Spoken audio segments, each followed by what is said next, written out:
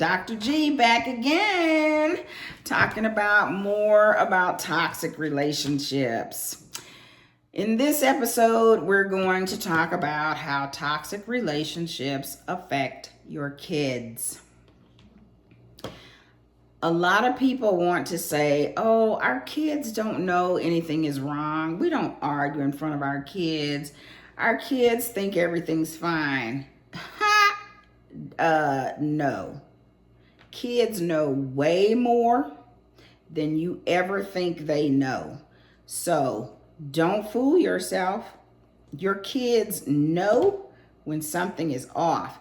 They may not know how to articulate it like an adult, but they know. They are not fooled just because you don't show discord in front of them. They can hear, they can see, they can sense.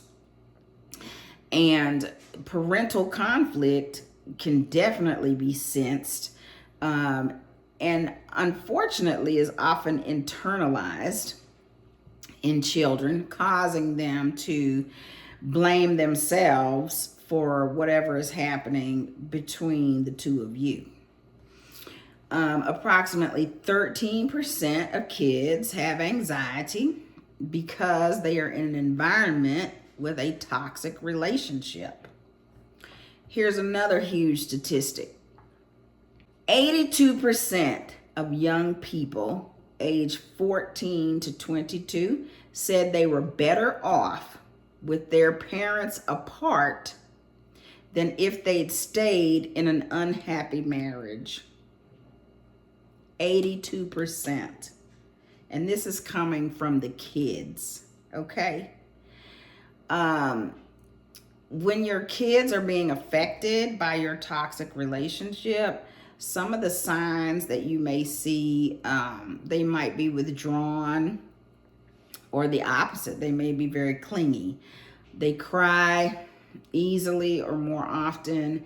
They have a lack of energy. They may lose interest in things that they liked. They get unexplained headaches, stomach aches, illnesses. They can get aggressive or cranky. They may seem worried all the time.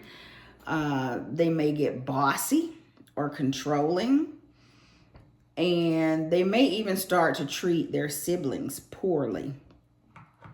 These are all manifestations of the discord that they feel and the chaos they feel in their home. Long term, these kids typically end up developing a fear of intimacy. Oftentimes their experience is mom crying, dad yelling. And so they learn that getting close to or loving someone hurts. So they stay guarded and then repeat the patterns they saw. They learn aggression over assertiveness. They stay in a constant state of tension or fear. They end up with an undefined sense of self because their emotional development is hindered from the constant tension and chaos. They quite often end up with mood disorders or psychiatric problems because there were more negative experiences than positive. You'll see things like dysthymia or chronic depression. And this happens especially when there is a depressed mom in the picture. They get hypochondriasis. They're always sick, or feel like they're sick, or they're gonna get sick. A headache becomes a brain tumor. It's a mess. They display anxiety and paranoia. They may feel guilty and may try to unite their parents through manipulation, like crying, yelling, acting out, whatever it takes to get y'all to show up together. They end up believing that their feelings don't matter. And sometimes they may feel pushed to pick sides. And that's not fair to any child. That is not fair. They should never have to do that. The other big thing that I hear as a clinician is, I'm only staying for the kids. Please don't. I'm asking you, please don't. It teaches unhealthy relationship dynamics, and you run the risk of becoming emotionally numb yourself, and that then spills over into how you relate to your kids. You're not meaning to neglect them, but when you can't muster, the emotional fervor within yourself because you're so numb, you can't muster that for them either.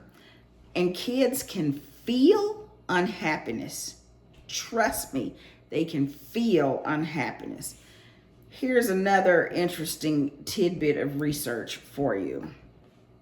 Parents, on average, are less happy than childless couples, but not because of the kids. It's because of the feeling of being tied to a partner who is no longer right for them. Can you believe that? Let me say that again. Parents on average are less happy than childless couples, not because of the kids, but because of the feeling of being tied to a partner who is no longer right for them. Meaning, crap. We got kids together. I'm stuck like Chuck. Staying for the kids also teaches them to fake their emotions and to discount their self-worth, because you're teaching them that it's okay to let someone mistreat you. It's okay to discount yourself just to be with somebody.